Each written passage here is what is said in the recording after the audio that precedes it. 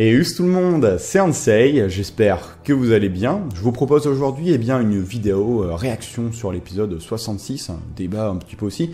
Elle sera un petit peu différente que les autres fois parce qu'elle sera beaucoup moins structurée, je vais faire quelque chose d'un petit peu plus en roue libre. Étant donné l'épisode en fait de fou qu'on a eu ici, et tout ce qui s'est passé dans l'épisode, il y a vraiment beaucoup de choses à raconter. Donc voilà, je préfère faire ça à chaud.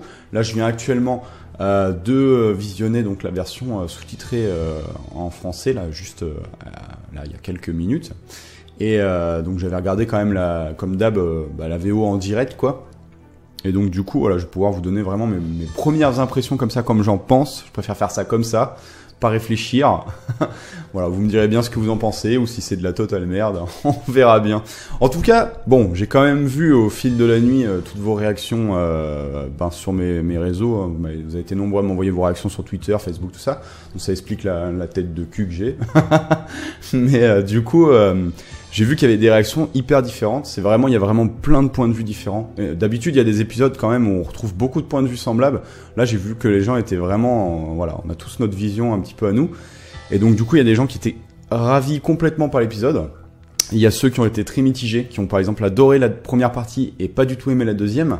Et il y a d'autres qui ont détesté l'épisode. Donc pour moi, voilà, ça fait vraiment une grosse part. Mais il y a vraiment une grosse population de chaque, j'ai l'impression. Enfin, c'est peut-être moi qui me fais un film, mais de ce que j'ai vu, il y a vraiment une grosse population de chaque. Mais c'est pas mal, je trouve ça pas mal. Du coup, il y a vraiment matière à débattre. C'est pour ça que je voulais faire un truc un peu comme ça, à chaud. Donc moi, en gros, qu'est-ce que j'en pense? Moi, ma petite personne. En gros, ma première impression, ça a été... Oh, j'ai kiffé. Là, après, à tête reposée, et puis en voyant forcément vos remarques, je me suis forcément, comme d'hab, tu te poses des questions et tout, tu te dis, ah ouais, je peux comprendre ce point de vue, machin et tout.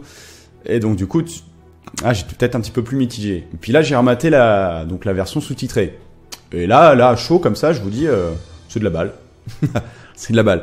Non, en gros, bon, ce qui fait débat, on va y revenir, hein. On va essayer de faire par étapes, j'ai quand même essayé de structurer mon récit. Ce qui fait vraiment débat, c'est quand même la fin. Alors moi, clairement, la fin, j'ai kiffé, je vais revenir là-dessus, mais là, comme ça, pour vous dire, c'est... Pour ceux qui ont vu ma preview de la semaine dernière, quand je parlais de l'épisode 66, je vous disais, bon, il était trop tôt pour faire le bilan de la série, mais je vous disais qu'actuellement, moi, la série, ce que je lui reproche quand même, c'est que je trouve qu'elle prend pas énormément de risques depuis le début. C'est pas fou, quoi. Là, clairement, l'épisode... Bon, alors après, c'est vrai qu'il faut modérer ses propos. Comme il y en a beaucoup qui m'ont dit, c'est vrai qu'ils ont quand même pris le risque de faire revenir Mirai Trunks. C'est vrai, c'est sûr. Mais je trouve que c'est minime, quand même. C'est minime. Là, clairement, j'ai eu l'impression que l'épisode, il m'a dit, toi là-bas, là, dans le fond, là, ferme ta gueule, tu vois. Vraiment, parce que là, pour le coup, ils ont pris des risques pour moi. Vraiment, hein, ils ont quand même essayé de chambouler des choses. Donc c'était plutôt pas mal. Après, moi, il y a un défaut, il y a vraiment quelque chose qui m'a gêné dans l'épisode, mais c'est quelque chose de global à la série pour moi. Mais j'y reviendrai un petit peu plus tard. Alors sinon, l'épisode en soi, donc ça recommence avec le combat Goku Zamasu, hein, donc ce combat avec la sphère et son Kamehameha. Alors déjà, même dès le début, hein, je trouve qu'il y avait vraiment une bonne ambiance, il y avait plein de bonnes scènes. Rien que cette scène-là, je trouve qu'il y avait une bonne grosse tension, parce que moi je me disais, Goku il a pas le choix là que de contrer cette sphère là, parce que quand tu vois la taille de la sphère, tu te dis mais si ça touche la Terre, c'est fini quoi, ça pète. Non, parce que la sphère de Freezer, elle était quand même plus petite il me semble, et on voit ce que ça a fait à la planète Vegeta quoi.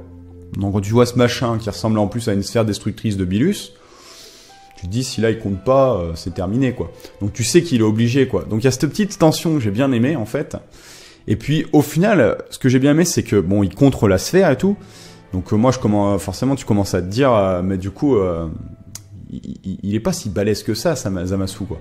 Puis là il lui fonce dessus, Zamasu juste d'une prise comme ça, il le bloque quoi. Il le maîtrise quoi d'une main. Donc là, ouais, tu te dis, ouais, si, il envoie le pâté quand même. Et ce que j'ai bien aimé à ce moment-là, c'est que du coup, je m'attendais pas à le revoir en fait. Goku qui utilise le Kaioken en Super Saiyan Blue pour sortir de ce guépier en fait, parce que sinon il va lui péter la cheville quoi. Et du coup, je m'y attendais pas en fait à le revoir, parce que bon, pour ceux qui lisent le manga, on sait que le Super Saiyan Blue Kaioken, il n'existe pas dans le manga. Alors, faut savoir vraiment que au final, en fait, Toyotaro et le studio de la Toei, en fait, de ce que j'ai compris, Akira, il leur livre en gros le scénario quoi, une sorte de bloc.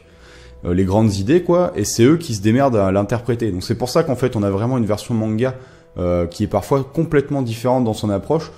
que l'animé. Alors ça plaira pas à tout le monde, mais moi je trouve ça vraiment cool parce que du coup j'ai pas l'impression de voir la même histoire et tu savoures la chose autrement quoi. Donc du coup dans l'animé on a le super Saiyajin Blue Kaioken et je me demandais s'il le réutiliserait ou pas. Et je m'attendais vraiment pas à le revoir parce qu'il aurait pu le faire à plein de fois, mais c'est hyper physiquement c'est très dangereux pour lui. Et donc du coup là il l'utilise pour sortir de la merde et tout de suite on le voit, il est épuisé quoi, il perd sa transformation et tout. Donc c'était vachement bien amené. Et ensuite, crescendo, j'ai adoré la scène qui va juste après, où on a Goku et Vegeta qui sont à terre, et au loin on entend Zamasu, Sangoku, il pète son câble. Ah putain, ça c'était vraiment très Dragon Ball pour moi, avec cette méga aura. Le personnage vraiment, là j'avais vraiment, pour moi le Zamasu de cet épisode était parfait quoi. Il était vraiment dans la folie à l'extrême, il va de plus en plus dans les extrêmes. On ressent vraiment toute sa haine, sa colère. Non, c'était pas mal quoi. J'ai beaucoup aimé le perso pour ça. Il est vraiment vraiment le méchant Dragon Ball qui a pété son cap quoi. Non, c'était bien ça. Et donc du coup, on en arrive forcément à ce que beaucoup attendaient. Hein. Donc on était au courant de la chose, c'est-à-dire le retour de Végéto, donc qui fait vraiment plaisir quand même.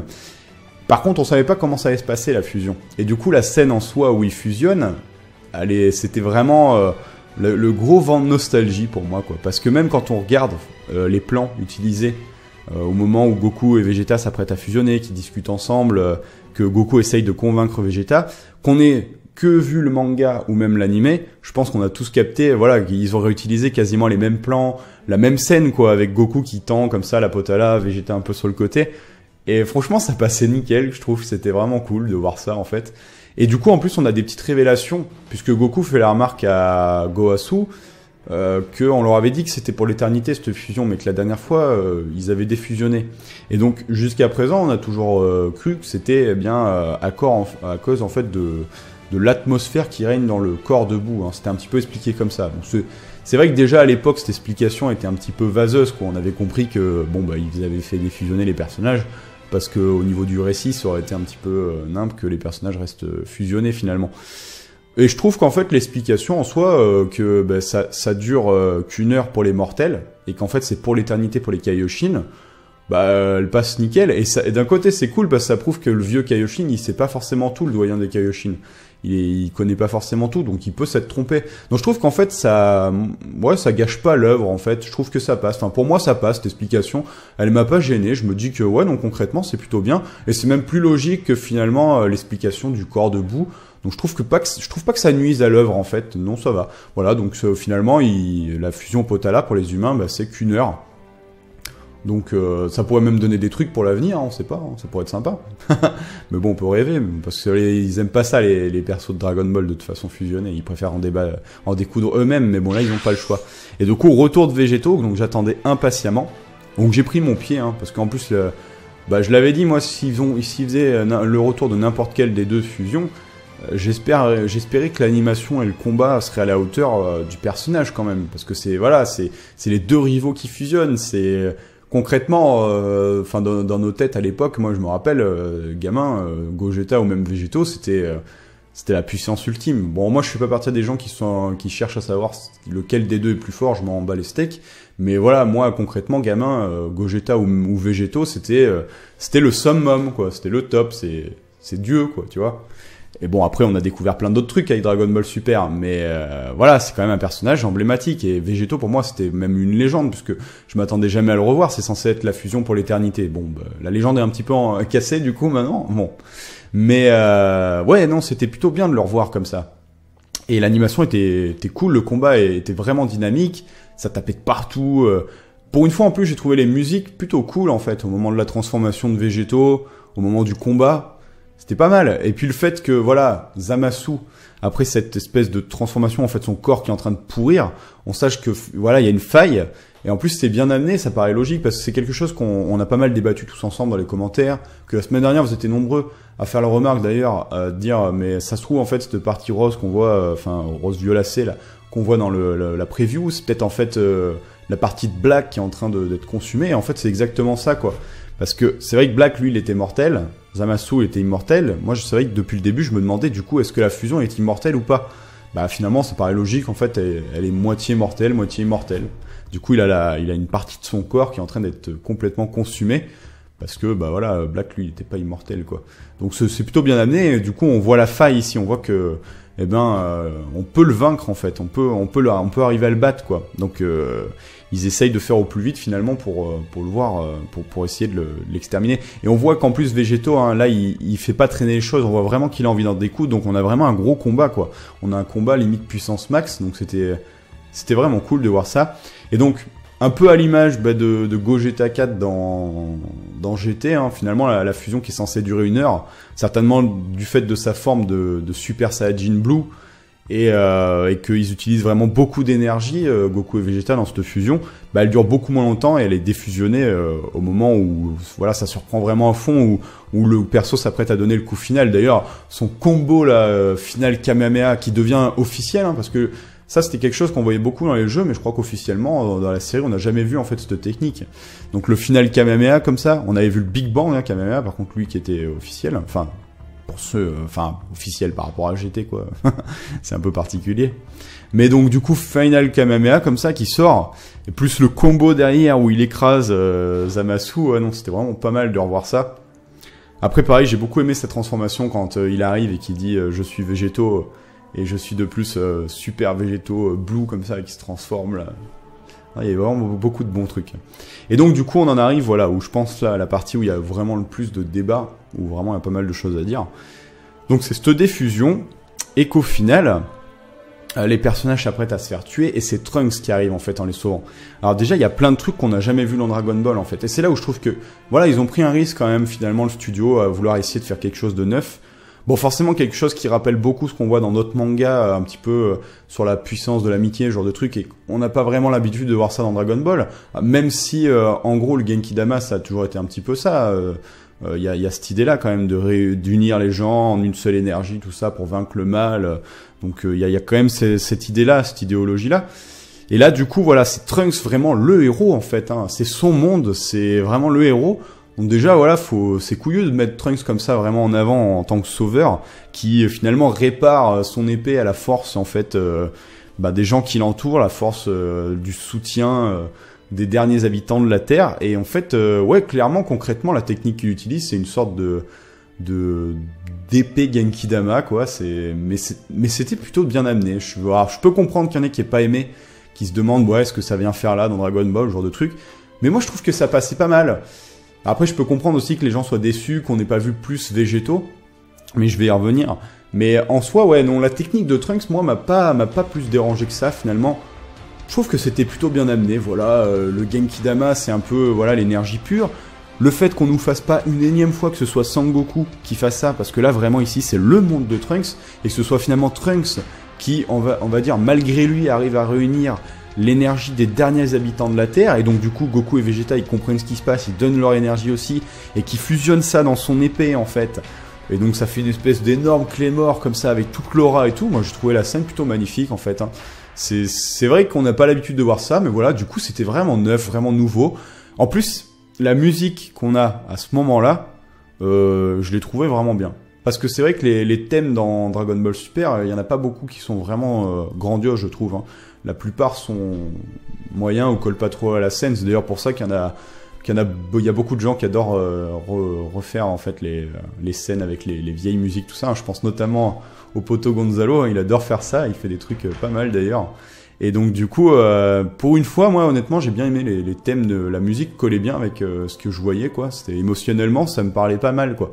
Même la scène en soi que Trunks finalement réunisse toute cette énergie dans son épée, et puis voilà, arrive à transpercer le mal comme ça et fonce sur Zamasu, c'est pas mal. En plus, il y a une petite, bon, c'est une petite remarque personnelle, mais il y a un petit détail qui m'a bien plu en fait dans cette espèce de finale.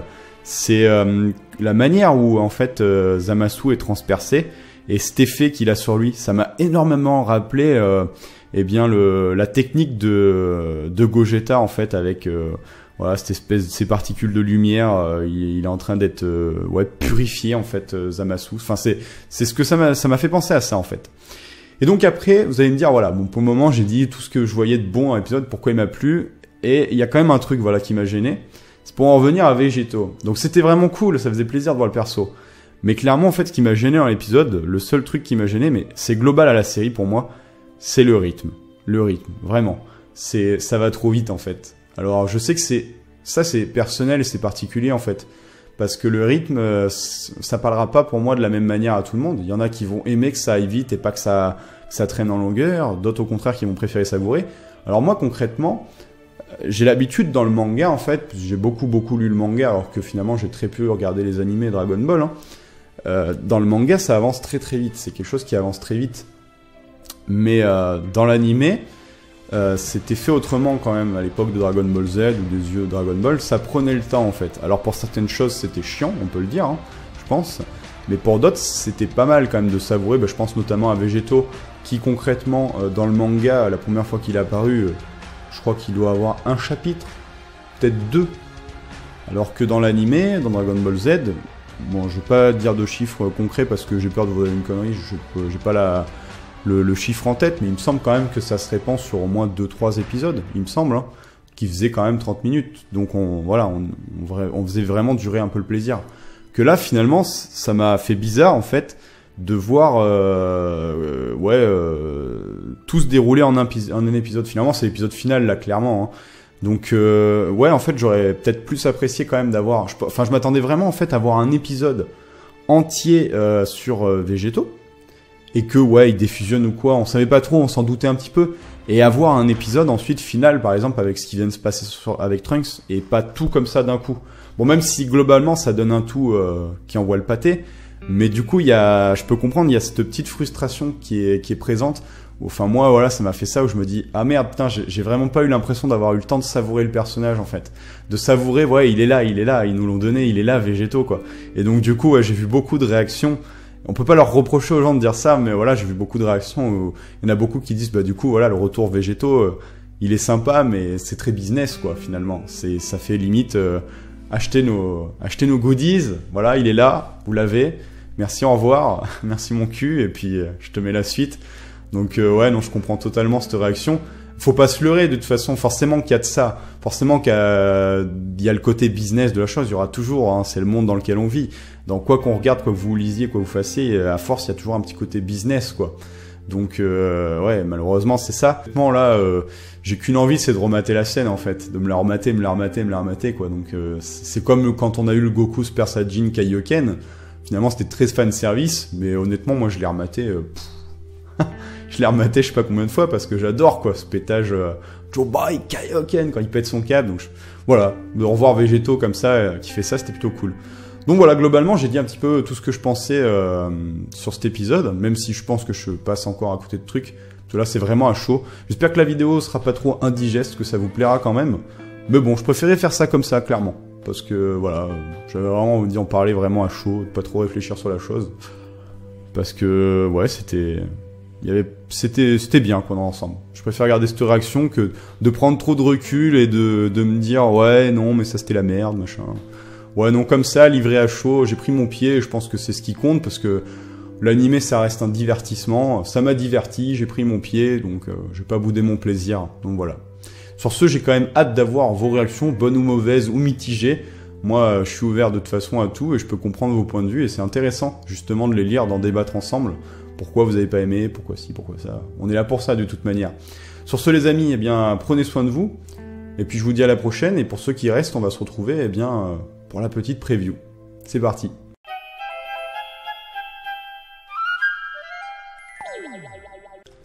Donc comme d'habitude, les amis, on va discuter de la preview de l'épisode 67. Alors ça contient pas mal de spoils, donc je vous déconseille de continuer la vidéo si vous ne voulez pas vous spoiler l'intrigue, notamment avec la preview qui est présente dans le Weekly Shonen Jump. Alors la preview de l'anime, elle nous montre visiblement qu'on est face à un épisode de conclusion, un petit peu le happy end de cet arc. On peut voir quand même que Zeno arrive sur le champ de bataille et que les différents personnages ne semblent pas totalement rassurés, on va dire, de cette arrivée. Et surtout, très intéressant, la preview de l'épisode 67 nous évoque que le combat n'est pas totalement terminé, puisqu'elle nous dit « Pourront-ils vraiment protéger le futur ? Le dernier combat contre Zamasu, Trunks a attaqué Zamasu avec une force remplie de l'espoir de toute l'humanité, mais Zamasu, qui était censé être vaincu, réapparaît sous une forme étrange et recouvre le ciel de plus en plus. » Donc j'ai hâte de voir cette fameuse forme. Donc Zamasu semble avoir perdu son corps et ça doit être certainement les vestiges de son immortalité qui résistent. Donc on nous dit qu'il est sous une forme qui remplit le ciel, donc il est totalement omniscient visiblement. Et donc la deuxième partie, quant à elle, nous dit cette semaine, Sangoku, il a trouvé la solution ultime pour vaincre Zamasu. Une nouvelle crise menace Goku et les autres avec Zamasu qui a perdu son corps. N'auront-ils d'autre choix que d'abandonner? Mais Goku retrouve quelque chose dans sa poche. Donc on se doute bien que Goku va utiliser le fameux bouton que lui a offert Zeno, le roi de tout, et que Zeno va du coup arriver sur place. Alors déjà j'ai hâte de voir, est-ce que Zeno va être conscient, va savoir qui est Goku? Est-ce qu'il est intemporel en fait, hein, ou alors est-ce que du coup il ne connaît pas Goku dans cette temporalité? Quelle va être sa réaction quand il va voir que de simples mortels ont bafoué les règles qui régissent le temps? Et surtout, quelle va être sa réaction face à Zamasu? Et surtout, est-ce qu'on aura une justification de sa non-intervention alors que la plupart des dieux ont été éliminés, exterminés même je dirais? Et puis peut-être qu'on aura enfin un aperçu des pouvoirs de ce petit bonhomme, de ce fameux roi de tout. Comment va-t-il faire pour supprimer Zamasu? J'ai hâte de voir bien un petit peu tout cela. Je suis très intrigué finalement par la conclusion de cet arc. Et sinon, on peut pas en dire grand-chose de plus, à part que la deuxième partie, visiblement, de l'épisode sera vraiment consacrée aux adieux, un petit peu l'happy end. Donc on aura peut-être un petit vent de nostalgie avec les adieux de la saga Cell. Donc j'ai quand même hâte de voir ça. J'espère que ce sera bien réalisé, qu'on aura peut-être un petit pincement au cœur quand on verra tout cela. Et puis après, on pourra enfin regarder d'un point de vue global cet arc. Qu'est-ce qu'on en aura pensé? Voilà, sur ce les amis, comme d'habitude, j'ai hâte d'avoir votre avis sur cette preview, n'hésitez pas. Et puis je vais vous souhaiter une bonne semaine, on se retrouve la semaine prochaine pour parler de l'épisode 67. Prenez soin de vous, tchuss ça.